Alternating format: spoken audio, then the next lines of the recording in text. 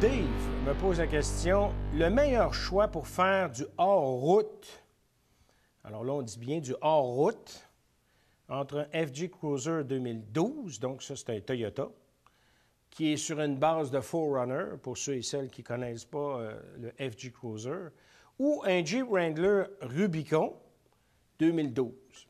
Ben, moi, en tout cas, j'ai fait du hors-route avec les deux véhicules, puis moi, je préfère le Jeep. Est-ce que c'est plus fiable un Jeep qu'un FJ Cruiser? Probablement pas. Mais au niveau de la qualité du rouage d'entraînement, la capacité du Jeep est supérieure.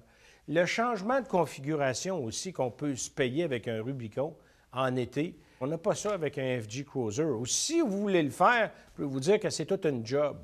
Alors, quand on est assis aussi dans le véhicule et qu'on le conduit en mode hors-route, le toit, les piliers A, B, à l'arrière aussi, même les piliers C, la surface vitrée est très basse. On étouffe dans le véhicule, on ne se sent pas vraiment bien. On n'a pas une excellente visibilité, puis on n'a pas la sensation d'être dans un véhicule là, qui a été conçu pour faire du hors-route tant que ça.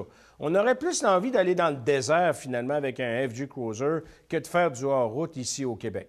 Alors, pour ces raisons-là, et pour le fait aussi qu'en 2012, on a vu arriver l'intégration du nouveau moteur V6 Pentastar, qui est nettement supérieur au 6 cylindres qu'il remplaçait, le 6 cylindres de précédente génération, le 3.8.